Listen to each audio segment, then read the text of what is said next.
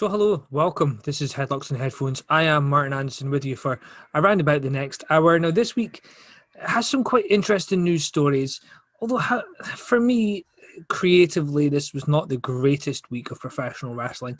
There is still some pretty cool stuff that happened this week. So when we get to the wrestling show reviews, we're going to be doing Raw, SmackDown, and we're going to delve into AEW a little bit, but most of that's going to be during the news section. But we also have Martin's Opinion Corner. If you want to know what that's about, well, you're going to have to stick around. It's something I've mentioned in the past, but it kind of pisses me off when you see people talking about it on Twitter.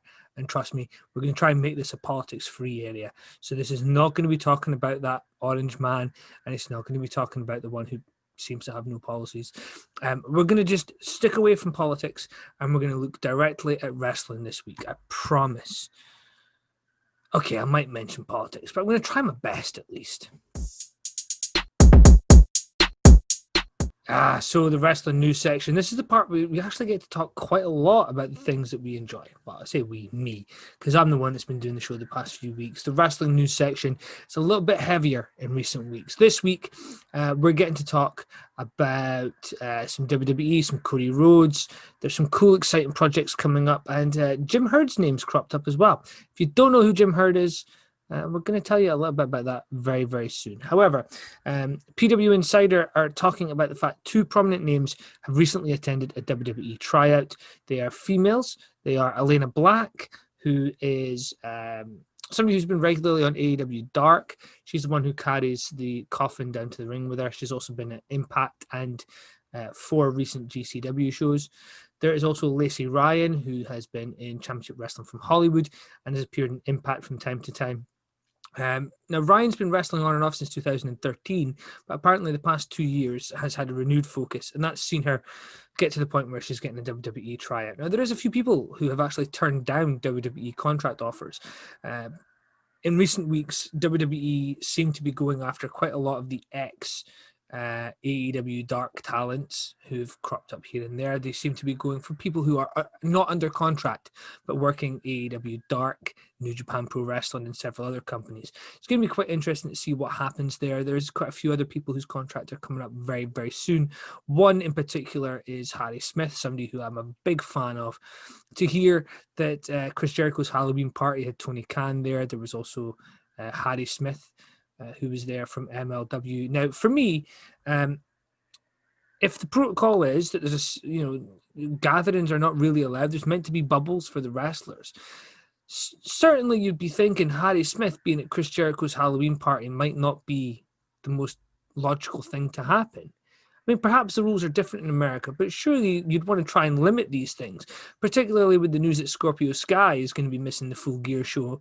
So it's a confusing situation as far as COVID's concerned in America, but it's good to see that people are going to get jobs at the minute.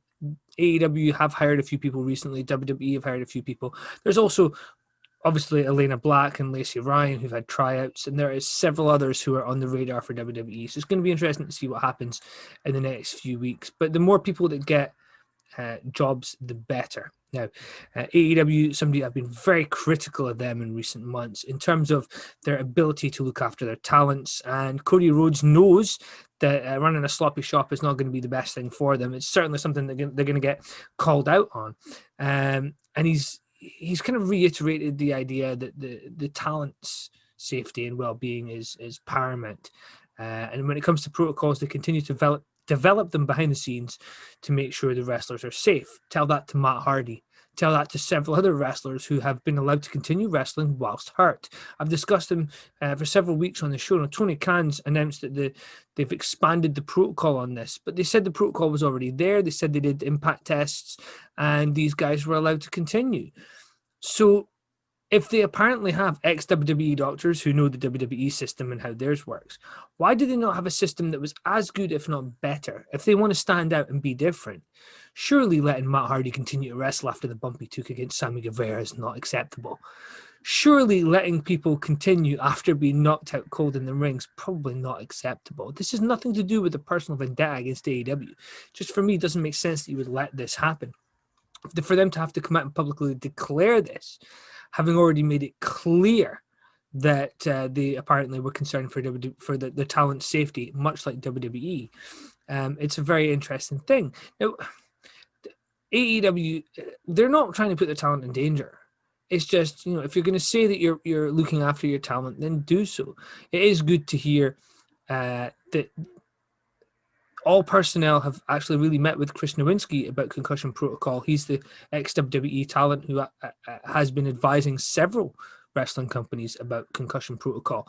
And one of the things that's quite interesting, Cody Rhodes had this to say, which was talent safety, talent health and safety, your ability to do this and then go home to your wife or your husband and your children, and your ability to continue to do this is paramount. It absolutely is so significant. So you have to be able to plow through the background noise and the armchair quarterbacking of it all and take a look at what the situation really is. Did you really need somebody to tell you that Matt Hardy shouldn't have been fighting? Did you really need somebody to tell you that a person who was knocked out in the ring probably can't go and carry on their spots? Do you really need that? I mean, there's indie companies out there, and as critical as we can be of indie companies, particularly in like some of the allegations that have come out, quite a lot of indie companies take the very sensible stance of, if somebody's injured, just end the match. It's not the end of the world. You're not going to lose millions and millions of dollars at AEW if you end the match, particularly when it was a multi-person match and they can actually still finish the match. Everybody knows the finish. Somebody else do it. It's not a big deal. Apparently, the fact that they're now coming out and saying that they've improved things is just, it's insane. I mean, they've got Doc Samson, who I believe is the AEW head trainer. He's the one who actually saved Jerry Lawler. He's a very good doctor, but he's following protocol laid down for him. He will have discussed protocol and it will be laid down for him by Tony Khan and the bosses. So it's very interesting to see that they are having to come out and make these statements. But we'll end with this. So Cody Rhodes had this to say. This is the last of his quote. So short answer, concussion protocols, medical protocols are evolving daily with an effort of only bettering them. We do ourselves no service by running a sloppy shop or not having those protocols. We need those protocols, and we do have them. So Cody, if you have those protocols, why did Matt Hardy get to go out and finish the match with Sammy Guevara when you already had a reasonable finish? Why did you allow a talent who was clearly unconscious to get up and continue? Why have you allowed several talents to continue to work injured? If you have protocols in place, they should be in place. You can't pick and choose. And the argument that pay-per-views are important is ridiculous. WWE should rightly be called on situations where they've allowed talents to work hurt. They did it in the past, and hopefully they've learned their lesson. What will it take for AEW to learn that lesson? Somebody getting seriously hurt? What's to say Matt Hardy wasn't already seriously hurt? Christopher Nowinski will tell you himself, concussion protocol is not something to be taken lightly and to joke about and to snicker at. It's something that can have long-term effects that we don't see right now. Matt Hardy is somebody who's already taken lots of bumps to the head. The last thing he needs is to take another bump to the head. Anyway, we'll try and move past, because I know at times it looks like I berate AEW for things that they do. This is one thing I certainly think AEW can be called out on. Of all the things that I don't like about AEW, some of them WWE do, and we should call both companies out on the things they do wrong. Certainly the COVID protocol WWE have had in place has been shockingly bad. I've been to restaurants with better protocol. That should tell you something. Anyway, let's move on.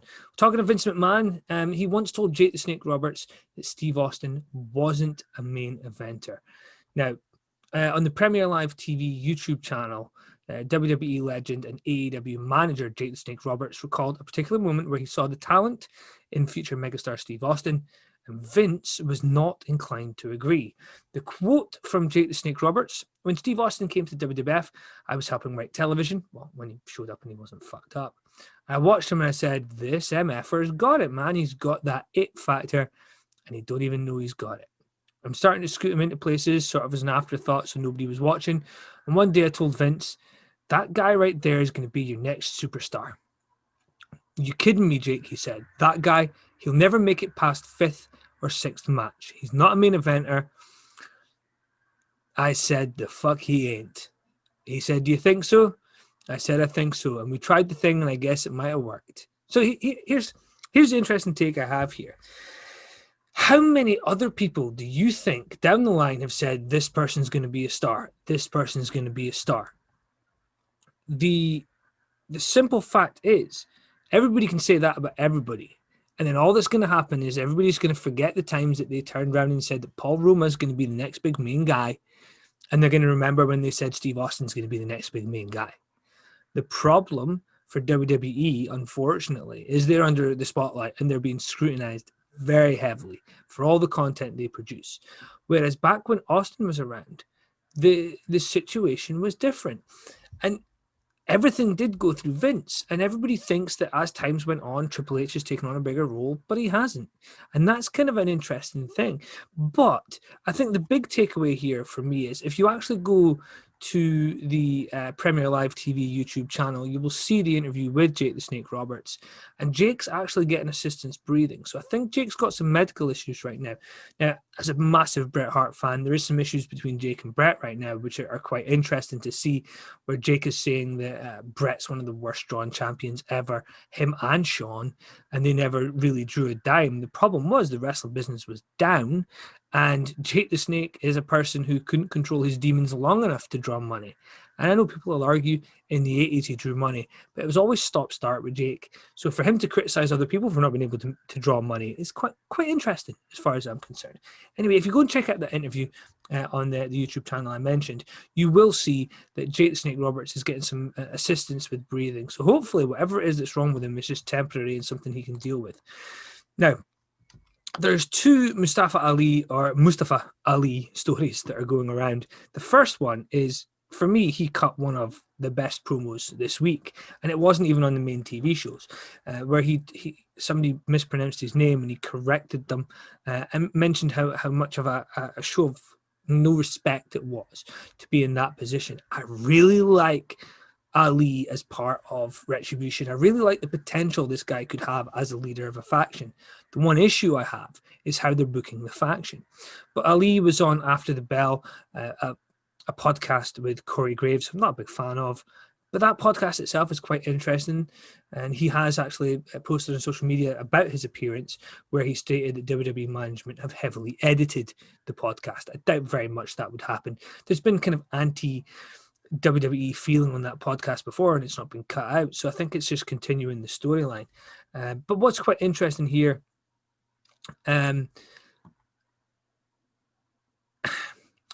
there are several nuances in the Retribution story, which is kind of what people are missing about Retribution, which is the idea that Ali is trying to put across. For me, they've been booked really horribly.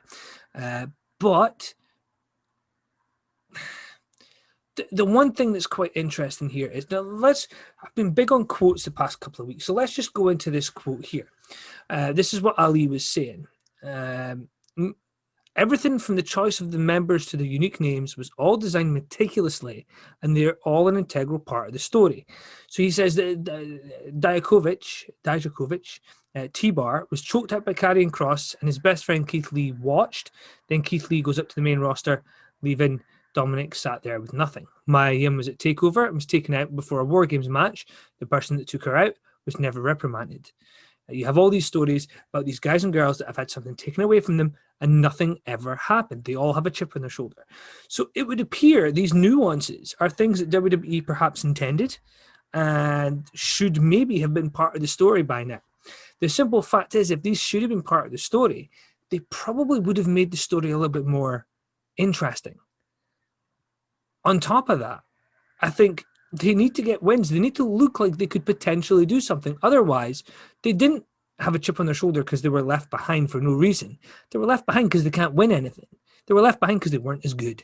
So for me, Retribution's booking really needs to change. And we'll talk a little bit about Retribution when we talk about Raw. The fact that it's now on one brand really helps, because it's easier to actually figure out what the hell's going on with them. But at the minute, what's going on is they put Shane Thorne in a throwaway match against Bobby Lashley at the last pay-per-view, and he sucked. He looked horrible. I mean, one of the comments that was made in the wrestling group chat I have was that he looked like he'd never wrestled before. He looked lost and dazed and confused at certain points, and that's a 3-4 minute match. He isn't that way. Maybe they booked it that way for a reason, but if they did, it makes no sense. That's something I might actually do an opinion corner on another time. Anyway, so Chavo Guerrero says he pitched wearing a white sheet to get heat as Kerwin White. Kerwin White was the caddy who came down to the ring, who was the golfer, rather, who had Dolph Ziggler as his caddy. Now, what's quite interesting here is that was a throwaway gimmick that kind of stopped after a while. I think if WWE had allowed him to come down with a white sheet to get heat, WWE would no longer be around. The TV networks would have instantly pulled WWE from the air. Just even, that was what, 2000 what was it, 2006, 2007, maybe? Not even that. So we'll say 15 years ago. If you put somebody on TV in WWE right now with a white sheet and alluded to the KKK, particularly with the person who is at the minute the person in the White House, there's no way, just no way that would fly today. The networks would pull it instantly.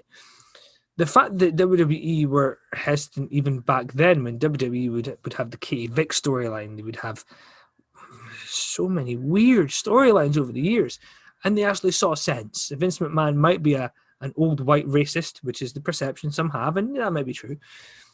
But even he realized, probably can't get away with the KKK reference on the air. It's already bad enough that the Hurt Business is allegedly not about color, but the Black Lives Matter protests happen, and again, stepping away from whether I agree with the protest element or not, the message itself is one that most people hopefully can see is valid.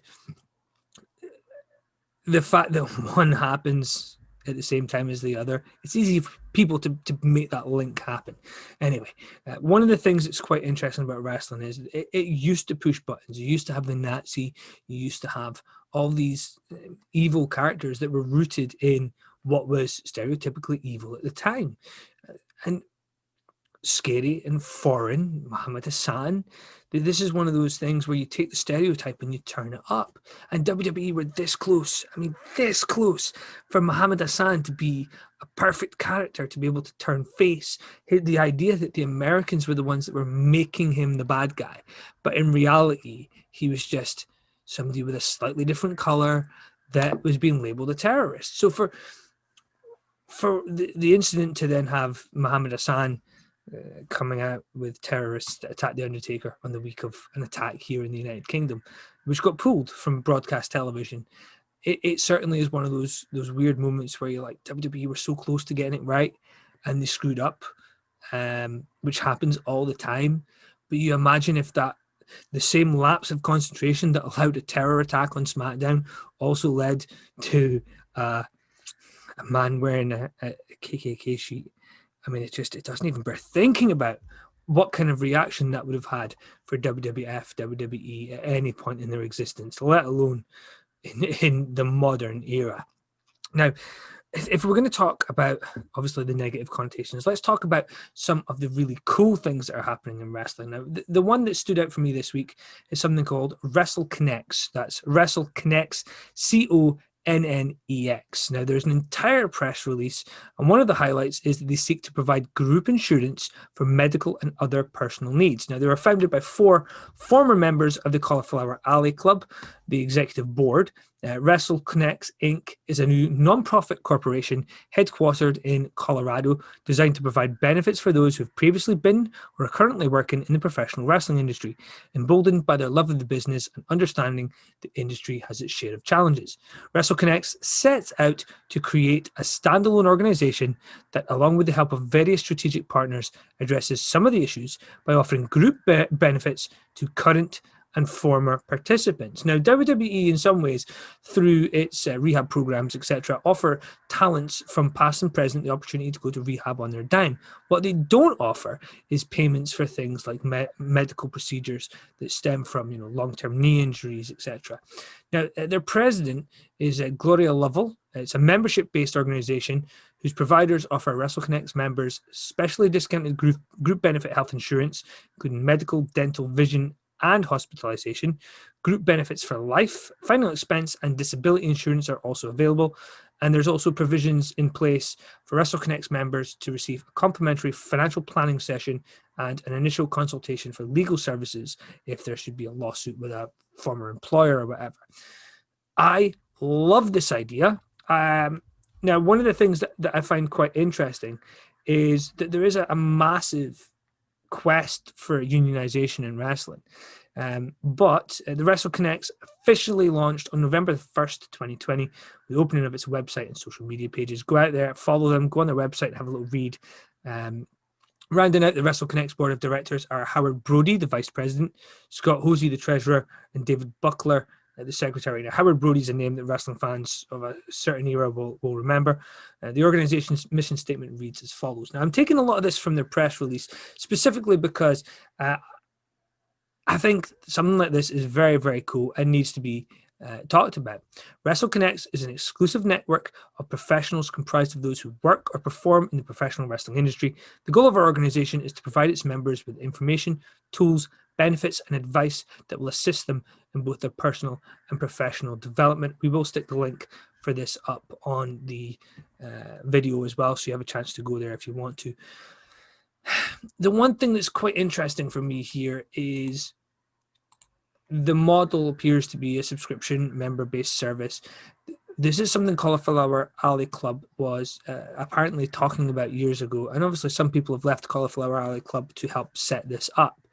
I'm very happy to see what they're doing. The one thing that's quite interesting is that they're quite quick to point out that it's non-profit. They are not associated with the Cauliflower Alley Club, and it's not about repeating the mission of them. All four of the founders continue to support the Cauliflower Alley Club, and it's not that there's a big fallout here. They are lifetime members who are offering slightly different services to what is there within the Cauliflower Alley Club. Now, one of the things that I find quite interesting is they do have an advisory board who will advise the organization, and they'll also host monthly online seminars about assisting development. Now, some of the names that are involved here, cheerleader Melissa, promoter David Marquez, Rockin' Robin Smith, Sergeant Slaughter, and JJ Dillon. That's some cool names to be out there offering some advice. But if you go beyond that, one of the things that I find quite interesting, and obviously there's a lot to come here, they're aiming high with this. They're looking to not just offer people money, because money is something that always leads to corruption. What they're looking to do is spread the knowledge. There's a lot of guys and girls out there that have the ability to help other wrestlers. And some of them are really looking for an avenue to do so. They show up at seminars and they help the young generation. But when somebody shows up once in 3 years of training, it's very hard for that message to get across. This could be an avenue for people to get what they need. And what's also quite interesting here is that they're looking to teach people about financial management, about looking after their futures. Certainly in America, where health systems are not exactly cheap, it's something that's quite interesting to see that they're trying to do the right thing. I have a fear because people like Don Marie in years gone by tried to set up something that was looking to help out wrestlers, but that was not something that had a proper structure. This is coming from, there is Howard Brody, who people know. There are ex-wrestlers, retired wrestlers like cheerleader Melissa, Sergeant Slaughter, etc., and a promoter who are all looking to spread their knowledge because they've all gained from the business in one way or another. So it's going to be very interesting to see how that pans out. The link has been up on the video, so you can head over to that page as soon as the video's over, and you can check out exactly what they're doing. Keep an eye on them. If there's any way that you guys can help out, feel free, because as far as I can see, anything that looks after some of the older guys, there's a few guys who maybe with some advice in their younger years, Marty Jannetty, for example, could have maybe knuckled down and got away from it. Obviously, you can't help everybody, but there's people out there who maybe just need that little telling. So WrestleConnex.com, the link is there on the page for you to go out and try. And anything that helps the wrestlers and doesn't turn this into just an opportunity for promoters to make money and then wrestlers.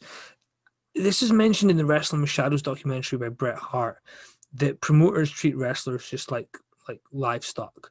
And the second they're no longer useful, they're taken out the back and shot. And that's kind of what happened with Bret Hart. He was at a point where the cost outweighed it, and he was just left to rot. And WWE did what they felt they had to do. And for me, it's worrying that there isn't a union in wrestling. There is no real body that oversees it either, and that's part of the reason why we have so many issues here in the United Kingdom.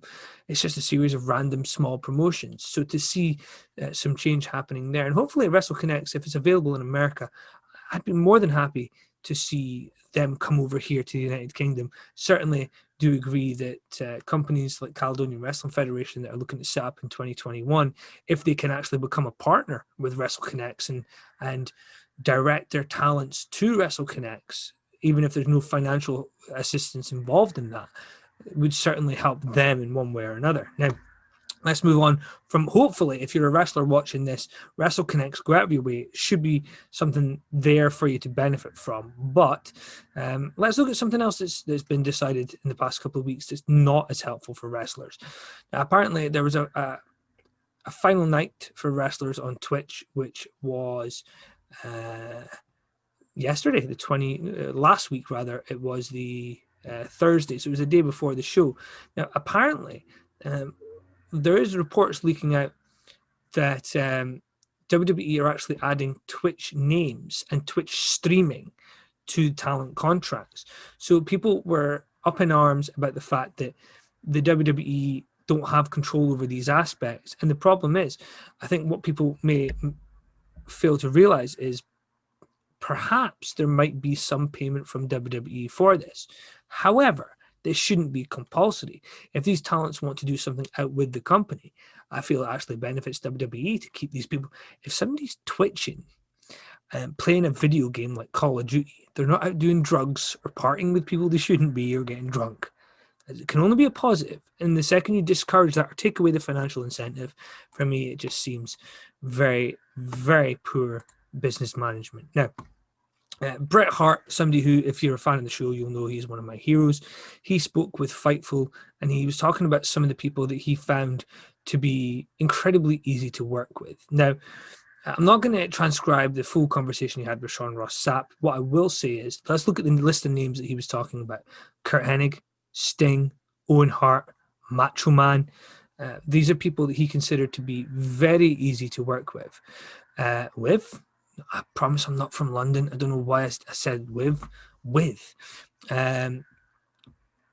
Now, what's quite interesting is when you look at the talent that he talks about it being easy to work with. Curt Hennig, second generation. Owen Hart, obviously his brother. Macho Man, second generation. The only one who's not second generation is Sting, but he's somebody that came up through Mid-South and was also in WCW in the 90s and was the standard bearer. He was somebody who, I don't remember many people ever saying it was difficult to work with Sting, even though people could argue he was not the biggest wrestling fan in the world. There was a guy who realized, much like John Cena, it's better to work smart than to go and burn yourself out in a couple of years. Honestly, I think some of Bret's best matches were against Mr. Perfect, Curt Hennig, and Owen Hart. So it's great to see that he enjoyed those. And I don't think we saw enough of Macho Man versus Bret Hart. I would have loved for Macho Man to have turned heel in '94, right after WrestleMania 10, and had a little program with Macho Man heading towards SummerSlam or Survivor Series. I think Team Hitman versus Team Macho would have been really cool, because obviously Macho Man would have been able to have Jim the Anvil, Owen Hart, possibly the Bulldog.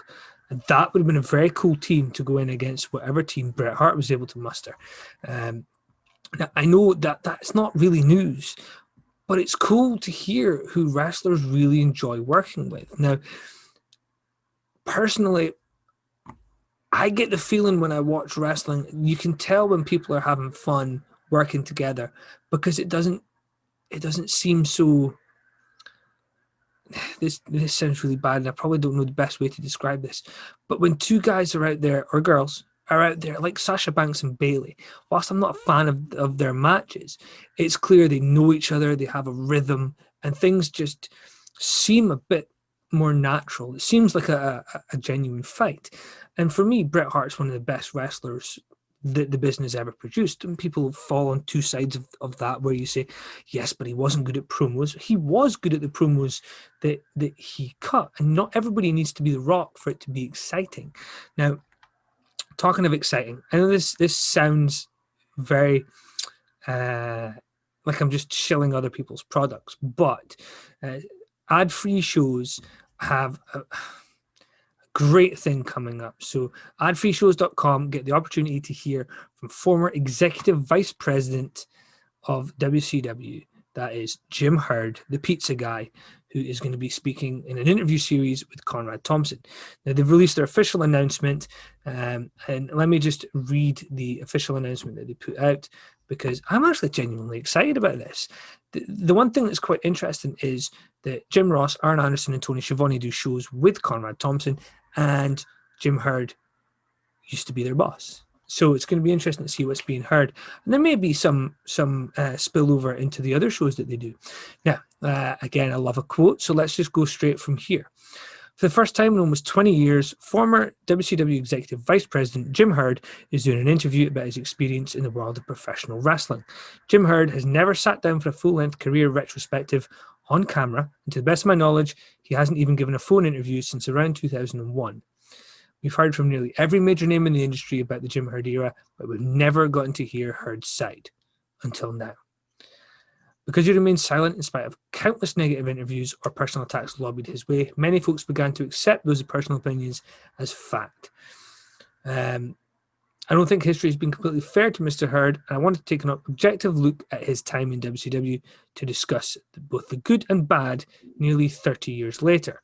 Now, there's a bit of a... in the press release, there's a preview of some of the information that you'll find out about Jim Herd. But what is quite funny here is the best story that Arn Anderson has about him is that I remember Jim Herd telling me, since Tully failed that drug test with WWF, we're not hiring him after all.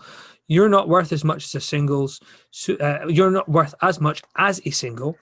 So we're cutting your money by $150,000. Jim Herd was brutal when it comes to cutting contracts, much like Bill Watts was as well. But what's quite interesting here is the boys seem to have a negative image when people cut the budgets, and a positive image when contracts go up, like Eric Bischoff for a while. The problem there, when you look at WCW, is they went out of business because the contracts weren't being regulated. Yes, Jim Herd did a lot of things wrong, but it's quite interesting to see that Jim Herd actually was trying to balance the books in some ways and was trying to be fiscally responsible, or at least in some ways. He is also the guy responsible for the Ding Dong, so let's not praise him too highly. Now, last week we mentioned Matt Riddle getting his name changed to just being Riddle. And he said he's fine with it. It's the name, it's his real name. He doesn't really care.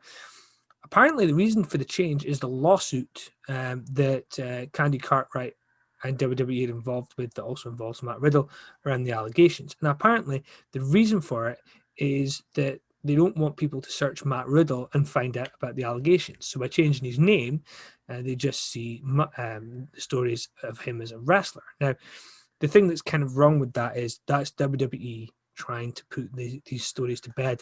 Not a fan of that at all. WWE are surely, hopefully, going to get a little bit of stick for that. I'm certainly not happy about it.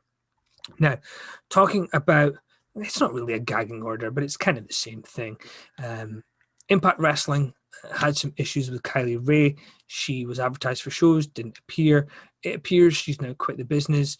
And apparently there is a gagging order in the situation that it was issued by Impact. Now, apparently, part of the reason behind this is due to mental health issues that she's having. She says she's walked away from the business. Now, as far as I'm concerned, if she's having mental health issues, I hope that she goes out and finds the help that she needs. More people suffer from mental health issues than is probably thought of in this world. And one of the things that for me is quite sad here is it's not the first time she's had issues. She's walked away from AEW and it was put down to mental health issues. That could be the case here, and if it is, I hope she gets help. But it may just be that because it happened in the past, they decided, well, it must be that. Whatever the situation is, hopefully she gets whatever it is sorted out. Or maybe she just got sick of the business and decided she wanted to walk away, which, by the way, there's nothing wrong with that. Now,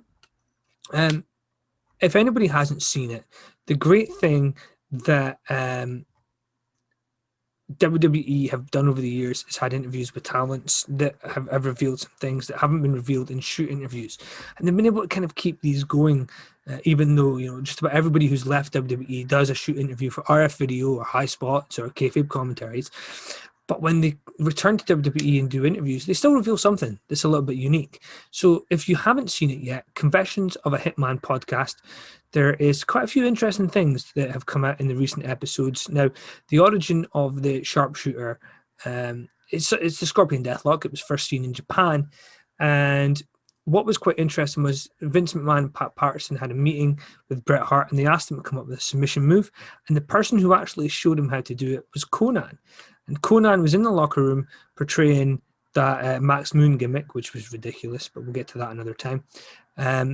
And the story was that apparently Stu Hart showed him how to do the move. They had to come up with a different name, and the idea of Stu Hart teaching his son the sharpshooter sounds really, really cool. But in reality, it was Conan, the wrestler from WCW, that showed Bret Hart how to do the sharpshooter. For me, that's pretty damn cool. And I think that's probably a better story. But not a lot of people knew who Conan was at the time. So the fact that his dad taught him makes sense for the storyline. Now, the other rumor that was quite big in the 90s was that Bret Hart and Sonny had a relationship. Now, Bret did comment. I'm going to do one quick quote from this. Probably the most ludicrous one is that same old one that comes up about Sonny all the time, which is kind of funny for me because I always got along well with not just Sonny, but all of the girls that were involved in pro wrestling. The one where they talked about me having a relationship with Sonny, I almost kind of wished I did. But the fact of the matter is that I never did, and there never was any truth to those rumors. And I don't know where they came from. I've never really been much bothered by that one. That's probably the only one to me that really stands out. Now, every guy at some point who was a wrestling fan looked at Sonny and said, yeah, you probably would. But everybody has to realize she was dating Shawn Michaels. Of course there was going to be nothing going on between Bret and Sonny. And that's something that I find quite interesting is everybody, I think, possibly wanted there to be something between them. Now, let's move on from the TMZ style gossip. Apparently there was a town hall style meeting for WWE's employees where they revealed a flexible work policy for some workers. It was an all hands on deck meeting. So Stephanie McMahon, WWE President Nick Khan, Consumer Products Senior Vice President Sarah Cummins, and CFO Christina Salen. And there was also other chief executive level people. They announced a flexible work policy. Depending on employees' roles in the company, they can choose to work from the office or at home. They don't have to return full-time to the office. There was also presentations for employees after the quarterly earnings call so that WWE can directly communicate with employees, and a Q&A portion. WWE appear to be changing up how they're working to try and protect their workers. The one issue that stems from that is it's still the same old problem. You look after the office people and give them insurance, but the office workers don't really need the same level of insurance as the guys that are taking 100 bumps a week.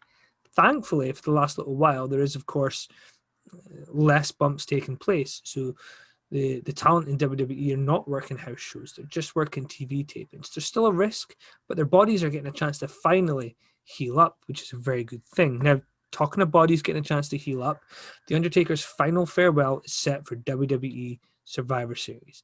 Fitting place to end it. This is, of course, 30 years since his debut, and he gets to do it at the same show that he debuted. It will take place at Survivor Series November 22nd at 7 p.m. For me, I think this is probably the best way to end it if they're going to keep dragging him out to do documentaries and TV shows and all this crap. The documentary for me was a perfect way for us to get to understand The Undertaker a little bit. So that kind of comes after his. It should have been when he laid up his gear in the ring and went down into the set. That should have been the end. But in fact, we're left with this ridiculous returning all the time. And I think by creating that official farewell, you remove the chance for Undertaker to return. There's nothing stopping him coming back for a Hall of Fame. And I'd be happy if he came back for a Hall of Fame. I think that would work very well. But in the meantime, Hopefully, they don't have some storyline planned where Undertaker ends up in a match at WrestleMania. Hopefully, this is it. This is the end. Now, the last story we have for the wrestling news, which I understand is quite a big one, there is an LGBTQ documentary that's premiered online, and it's called Out in the Ring. And it explores the rise and history of the LGBTQ professional wrestlers and the representation in the sport.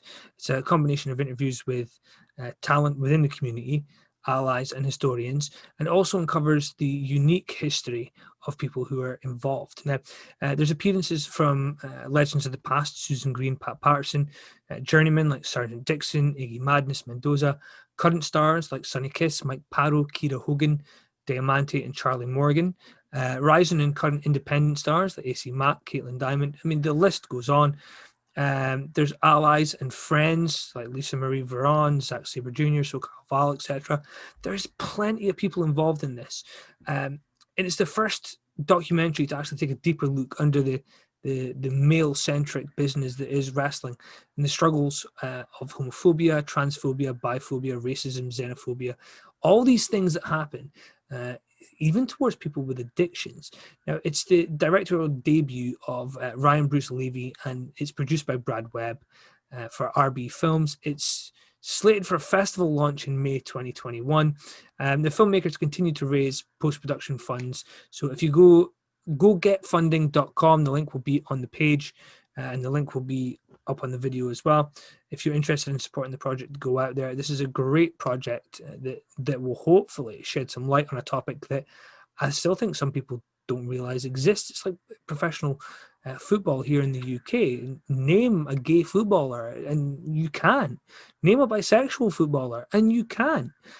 There's still a massive stigma here. Now, I'm going to tell a personal story, which is, it's not delving too deeply. I'm not going to mention any names here, but I did a project a couple of years ago for a graded project for my studies, which was looking at identity. And one of the things that I wanted to look at was gender identity. And I reached out to two trans wrestlers involved in American wrestling and sent them basically a questionnaire and asked them to fill it out.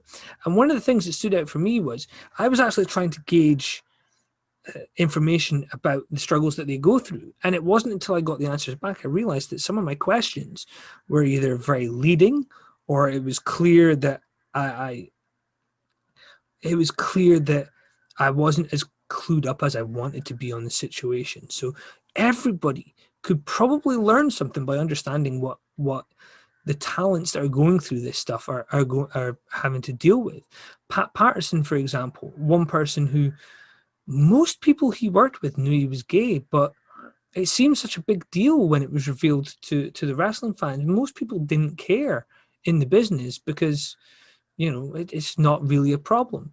But sometimes when you hear shoot interviews with older guys, particularly those that will have worked in WWF when Pat Patterson moved into a creative role, his sexuality comes into it quite a lot. And for me, it's ridiculous. If somebody's good at a job, they're good at a job. If somebody's a dickhead, they're a dickhead. Who they sleep with in their private life should have nothing to do with that. Anyway, the link is up on the video right now. Go getfunding.com. Let's rumble completion funding round for LGBTQ pro wrestling documentary Out in the Ring. That is basically the link. It's on there. Go and give us support to this project.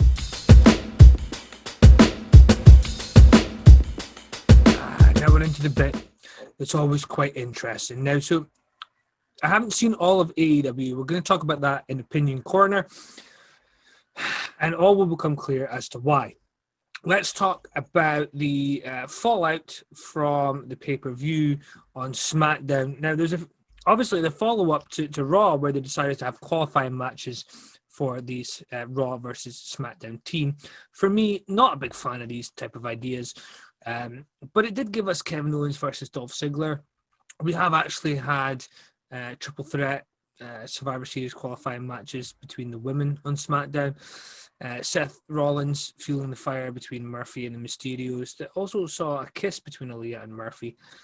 I'm intrigued as to where that's going to go, but let's not delve too deeply into those because they are essentially what they are. These are more continuations of storylines with Seth Rollins and Mysterio, but also just mostly throwaway matches. So a couple of the things I want to address on SmackDown: the Street Profits versus Cesaro and Shinsuke Nakamura. A short match compared to what I would like to see from these guys, because I think the move for Street Profits to SmackDown is a chance for them to wrestle a bit more, particularly if they're going in against Shinsuke Nakamura and Cesaro. There's a creative side to them there that's going to be quite interesting. I'm a big fan of both those teams. I also believe that with SmackDown, there is an opportunity to really improve the tag division. And if you've watched the tag matches that they're having on SmackDown, I would err towards their tag matches being better than Raw. I think mostly due to the fact Cesaro and Nakamura are actually such a good team. It's just a shame that Cesaro seems perpetually stuck in these tag teams. Not that these teams suck, just he's perpetually stuck in these tag teams and he never seems to get that breakout moment. We did, of course, see one qualifying match that produced something useful. Daniel Bryan and Jey Uso, which saw an attack on Daniel Bryan, and he's apparently got bruised kidneys, which I'm assuming is storyline related.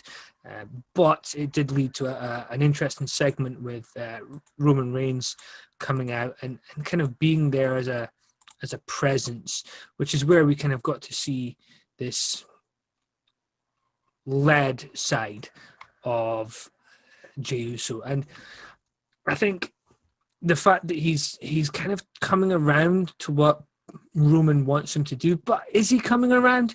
I mean, he does beat down Daniel Bryan, and there is some aggression to him, and I've got it in front of me right now. He goes instantly to do his finishing move. He's not constantly beating the crap out of him. It's almost like, look, Roman, this is what you wanted. And then it's almost like Roman saying, that's not enough. And then more comes. And that's when it goes. It's almost like Jey wants to give a little and Roman wants a lot. I like the story because there's something there about families that can convince you to do things you probably normally wouldn't. And I really do like that. But let's look a little bit at the Lars Sullivan promo about the first time he was called a freak, which is, I'm not anti Lars Sullivan, and I know this seems like I'm making him the biggest thing on SmackDown, but I'm not anti Lars Sullivan. I just don't understand why, with everything that he's been accused of, everything that he's done, why he's still a thing. There isn't a massive upside to him. If you watch him in ring, he's not great. He's not a massively talented individual. He's just a massive individual. When you hear him speaking, he has a lisp, and there's nothing wrong with a lisp. There are people out there I know and speak to who have lisps, and you can understand them perfectly. But there's a reason that these people are not being watched by 20 million people on television, and it's nothing to do with a lack of talent on their side.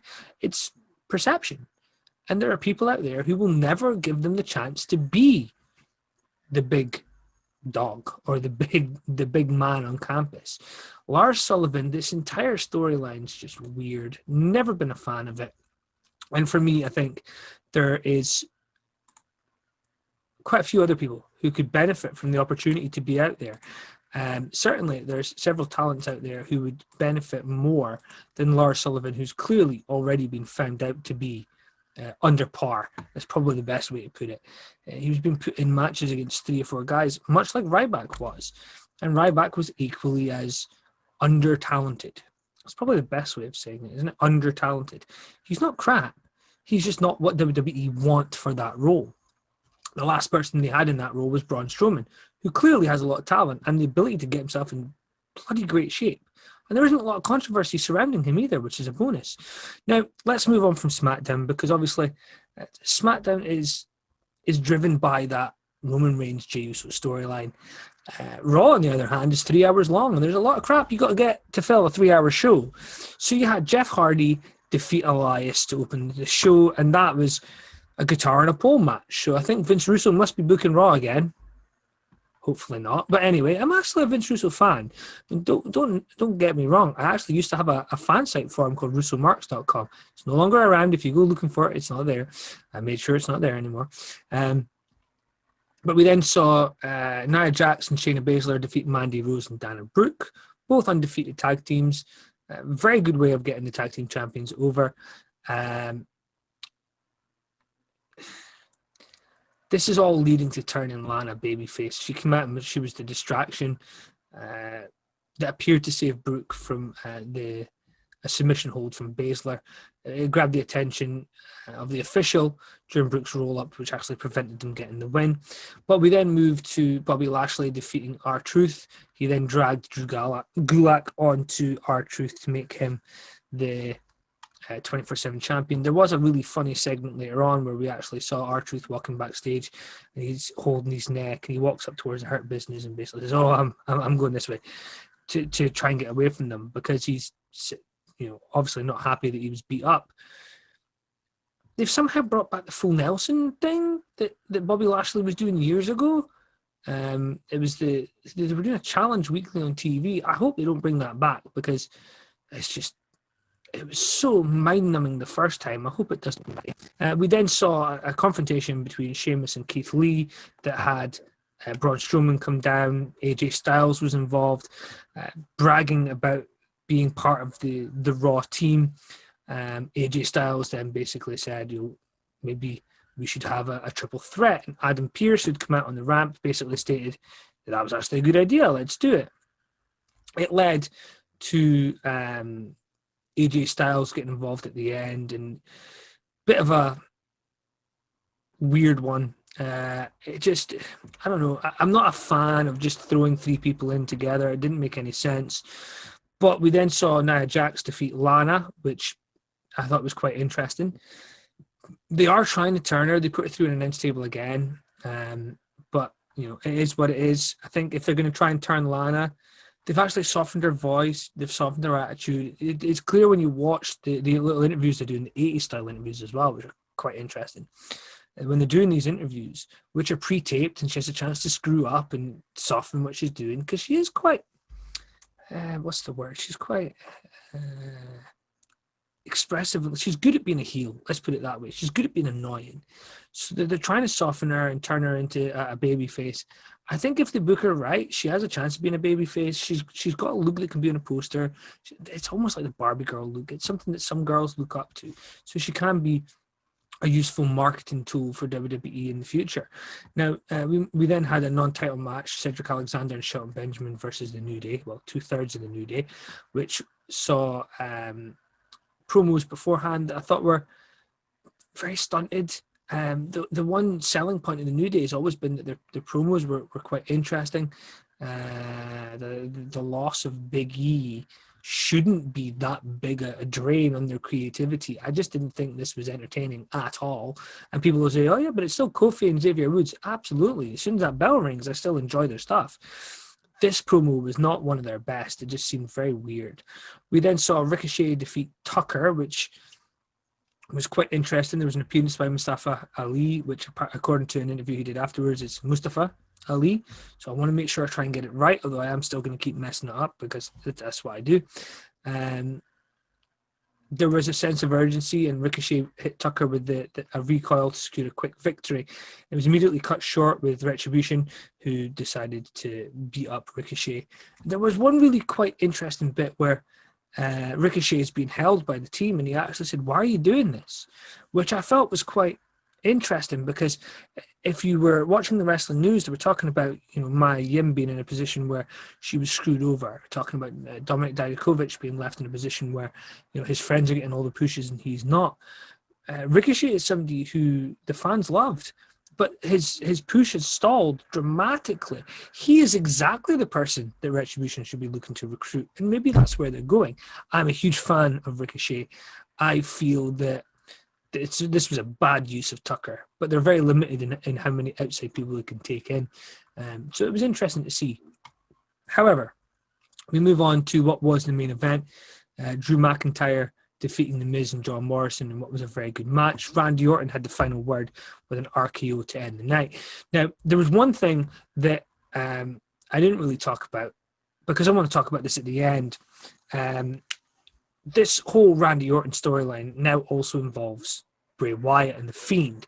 Alexa Bliss is in there as well, because Alexa Bliss has been involved with Randy Orton in recent weeks. There is obviously quite an attempt to tell quite a layered story here, very different to the Jey Uso and Roman Reigns one. Now, they actually told the story of Randy Orton burning down the old house that Bray Wyatt had when they were feuding on SmackDown. There's great nods to that old story, but clearly there is still a lot to be told, because perhaps the burning down of that house is part of the reason why we have The Fiend. Certainly couldn't have helped. So there's a lot of useful story there to tell. But the thing that people possibly didn't even pay attention to was Alexa Bliss. And Alexa Bliss, who had become friends with Nikki Cross, has actually sat backstage, or stood backstage. And Nikki Cross is speaking to her in possibly the thickest accent I think WWE have ever allowed on air, from Scotland anyway. And she's talking and she's talking, and she tries to turn Alexa Bliss around, and her eyes are made up dark black makeup, and it looks really intimidating and scary. And that's kind of, for me, that scary look in Alexa Bliss, almost like she's not the friend that Nikki Cross had.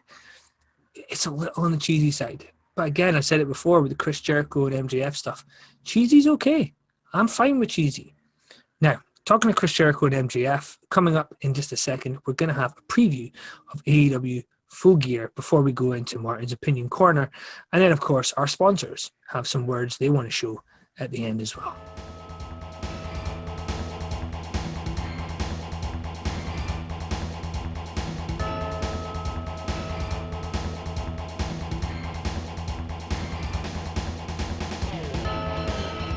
A bit of a strange one, because obviously we're not talking largely about the AEW show already.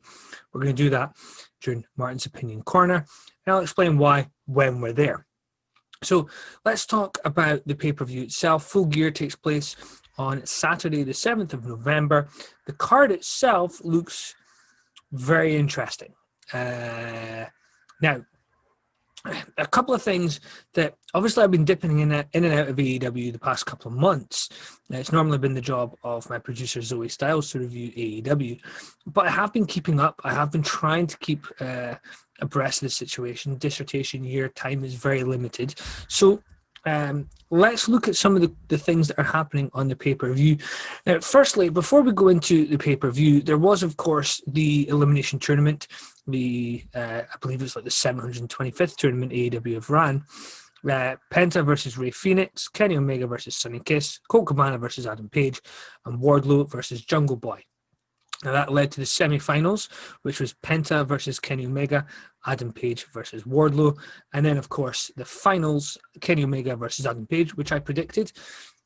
Wasn't hard to predict, let's be honest, but very cool idea to not just throw these guys into a match and throw them into a tournament, although not a fan of tournaments because tournaments suggest lazy booking, which is not what you would see in other places. It's not, the rest of the card is not this way. There are several things, however, we need to look to on this card, and we'll see how well we do with predicting the winners. We have Serena Deeb versus Allysin Kay for the NWA Women's Championship. Now, for me, this is probably going to be a better match than the AEW women's title match, but we'll get to that one in a second. I'd be hoping that Serena Deeb would win that one. Big fan of hers since she was actually in WWE with Straight Edge Society. Anybody who's willing to just shave their hair to be part of a faction is pretty cool in my book. My money's on Serena Deeb winning that one. I certainly don't think the NWA Women's Championship changing hands so quickly after she got it from Thunder Rosa makes any sense at all. So fingers crossed Serena Deeb retains there. Orange Cassidy versus John Silver, who's a member of the Dark Order, former CZW champion. To me, Orange Cassidy winning that makes the most sense. Not a fan of Orange Cassidy, but it still makes the most sense. Chris Jericho versus MJF. If MJF wins, he's allowed to join the Inner Circle. If you saw the segment involving Jericho and MJF, it's hilarious. Probably not for the reasons that people who are massive AEW fans think, though. It's a ridiculous segment. It's something if WWE did it, they'd all be shitting all over it. And for good reason. It's awful. It's ridiculous. But that's kind of the point. They're trying to be ridiculous. It's what I said a few weeks ago on the show. It's okay to be cheesy sometimes. Sometimes being cheesy is actually how you get people over, because Jericho is so obnoxious as this heel character that he can get something like this over, and we're almost laughing at him, thinking to ourselves, he thinks this is cool. And that's okay. MJF joining Inner Circle, there has to be some kind of screw here. This can't be legitimate. MJF being part of a faction makes no sense. It will draw away from him in his ability to become a star in the future if he's playing second fiddle to Chris Jericho, unless the intention here is for MJF to go in and they kick Chris Jericho out, which is highly possible. And then Chris Jericho feuds with the Inner Circle. That could be interesting. Maybe I've just predicted the finish for Saturday's show. However, maybe I haven't. But that's the way I'm leaning. I think MJF will win and join, and the long-term goal will be Chris Jericho leaving. Chris Jericho being a babyface, he has several matches you can have over the next couple of months with that. Hikaru Shida versus Nyla Rose is a rematch from when Nyla Rose lost the belt. For me, I think they have done so little to build this division, and people who disagree, it's fine to disagree, but they haven't done anything to build people. They throw they throw 200 matches a week on AEW Dark. It doesn't make anybody over. Hikaru Shida versus Nyla Rose. I would hope Nyla Rose gets this. Vicky Guerrero's presence at ringside hopefully will be a factor there that will get her the belt, which would explain why she gets it this time, but lost it last time. Matt Hardy versus Sammy Guevara. This, I believe, is their 200th match on television. It's an Elite Deletion match, which I'm assuming is going to be a pre-taped cinematic match, which if it is, I think Matt Hardy should win. I don't think Sammy Guevara losing does him any harm. But it'd be a great way to end that feud. And hopefully this is the end. I hope so. Because the stuff that they've put Matt Hardy through in recent months is not always great. And I think Matt Hardy's his own worst enemy sometimes. Jon Moxley versus Eddie Kingston. I'm a massive Eddie Kingston fan. Said this on the show before. Jon Moxley, I'm a fan of when he can be bothered. As an I Quit match, it makes no sense for Eddie Kingston to win this belt, as much as I like him. So Jon Moxley will get it. So FTR, Cash Wheeler, and Dax Harwood versus the Young Bucks for the AEW Tag Team Championships. Now, Cash Wheeler and Dax Harwood, it's a nod to Demolition if you don't understand why. Cash and Dax. Turn it the other way around. Yeah, you'll figure it out. Now, for me, it makes no sense to throw the stipulation they will never challenge for the AEW Tag Championships again if they don't win. They did this with Cody. It makes no sense to do this. And if they do that, that's two of the vice presidents that can no longer challenge for the biggest title in the division they wrestle in. There are reports that one of the Jacksons is dealing with a legitimate knee injury.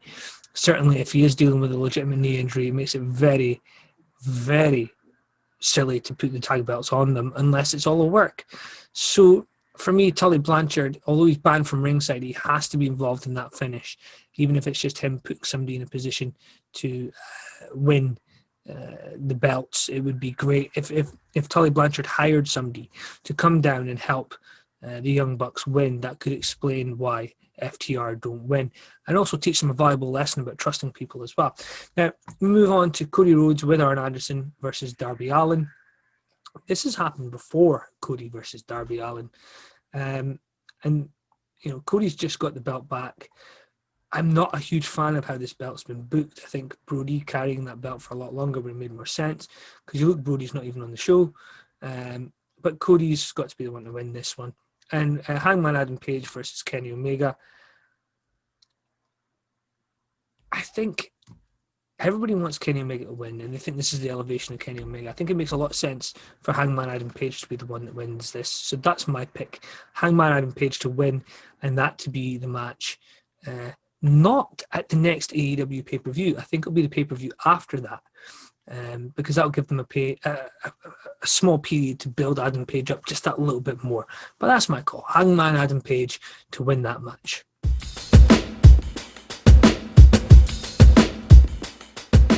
Now, let's look at my opinion corner. Okay, so one of the things that's bugged me a little bit in recent months is people talking about this idea that Starrcade, Clash of the Champions, and several other things are Dusty Rhodes' belongings. They're his possessions. For me, that's ridiculous. If you honestly believe that the trademark of a fake name like Rhodes is somehow the rightful property of Cody, because his dad was the one that initially used the name, then yeah, I kind of see the sentimental reason behind it. But the intellectual property belonged to Dusty, and it was signed over to WWE, at least in some capacity.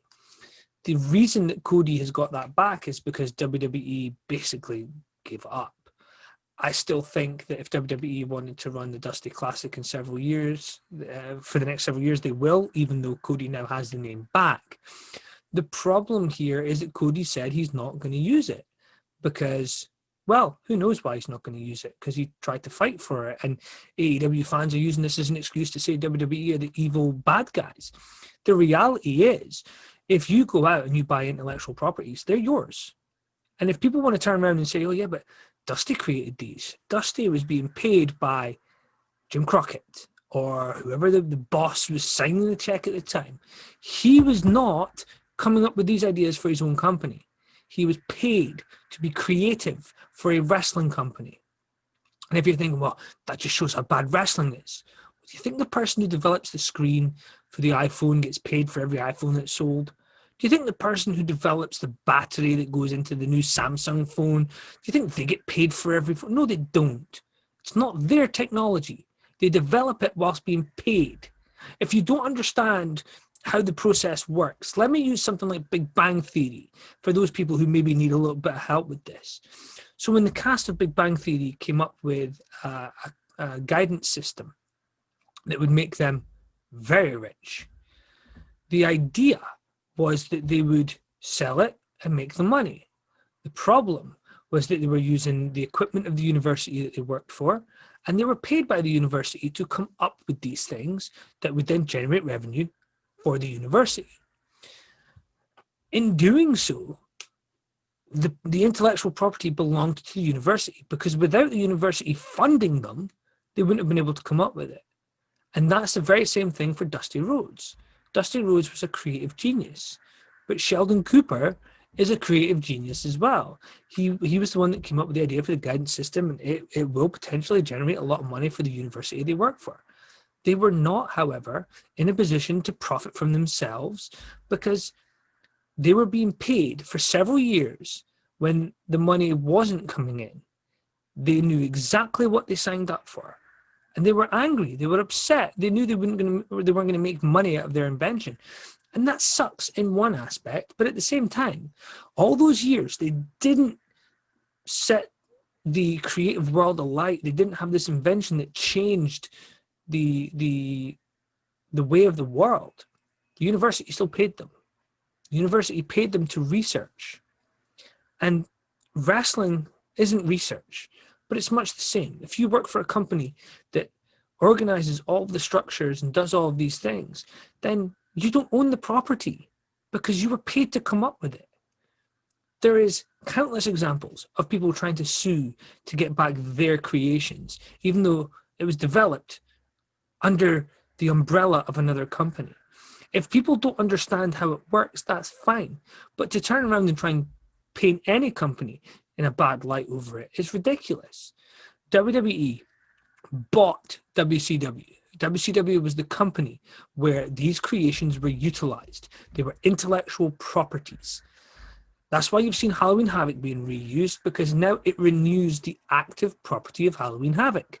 It's why War Games was reused. It renews the active property of War Games. It's theirs. They bought it. They paid money for it. This idea, this romantic notion that somehow Cody Rhodes deserves to have this because his dad came up with it, by that same logic, the next of kin of Pat Patterson owns the name to the Royal Rumble because he came up with it. It's ridiculous. He was paid by WWE as a member of creative to come up with ideas. That intellectual property is property of the business that paid him to come up with it. Just like it is for Dusty Rhodes. Not everybody has to agree, and that's fine. You can romanticize this as much as you want, that he deserves to have his dad's name. He does have his dad's name. His dad is Virgil Runnels. His dad is not Dusty Rhodes. The sooner some people realize the difference between the two, the better. Now, yes, the Rhodes name was something that was used prior to WCW, and that was something that Dusty possibly did have some ownership of. It's also something that WWE had the trademark for when Dusty died. That suggests if Dusty owned it, that it was handed over to WWE and Dusty got paid for it. Doubt very much Dusty handed it over for nothing. Dusty is not an idiot. The problem is when you romanticize things. And this, by the way, is part of the problem with wrestling fans right now. And this is not exclusive to AEW fans. WWE fans are the same. AEW and WWE fans are very guilty of romanticizing and ignoring the negatives of the product that they watch. WWE has quite a lot of garbage. On SmackDown, there's maybe 2 storylines that are worth watching. On Raw, I'm possibly interested in 2, and that's about it. That's 5 hours of television, and maybe about 30 to 35 minutes of it is what I'm interested in. That doesn't mean that I just automatically switch off from what I like watching, because I have an attachment to it. And I get it. People attach to the product they feel they identify with. That's why there's people out there, believe it or not, who sit and watch CZW and feel it's the best wrestling product in the world because they've romanticized the product. They will sit and tell you CZW is the greatest instant sliced bread, ignoring the fact that it's produced largely in front of no audience and generates almost no money for a reason.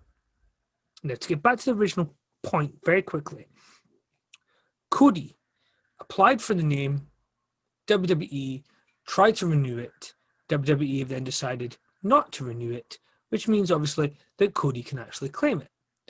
Cody went through this process and decided not to use it, which again is his prerogative if he doesn't want to use it. Why go to all that effort for something you don't want to use? Seems weird, right? It seems like that very thing that people accuse WWE of. They just want to have everybody else's toys so they can't use them. Apparently, it's okay if Cody Rhodes does that, but it's not okay if WWE does that.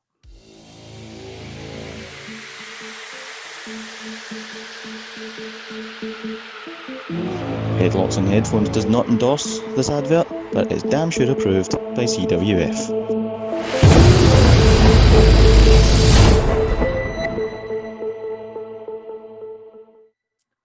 As always, we are sponsored by Caledonian Wrestling Federation. Check them out on Twitter.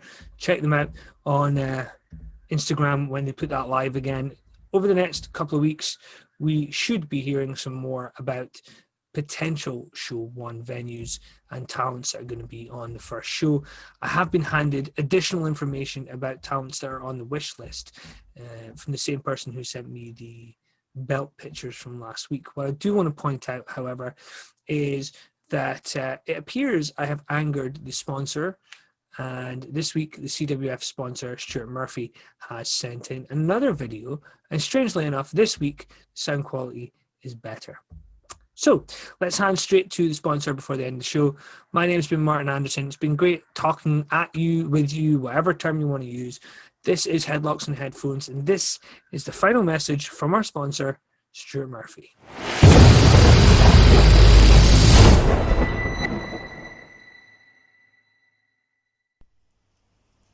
Hi guys, well that's as unusual, making this as a standalone video because I have some issues with the most recent episode of Headlocks and Headphones. The first issue I have is that there was a title belt design for CWF broadcast on that show despite warnings that that should not be broadcast. Now I sent a video to Headlocks and Headphones host Martin Anderson saying there would be repercussions if he actually showed that picture. The other thing is the video I sent him stating that there would be repercussions was tampered with. I sent him a perfectly fine video which he tampered with, put noises over the top of it so that you couldn't hear what was being said by myself. Blatant sign of disrespect. As such, I have spoke to producer Zoe Styles, who has agreed to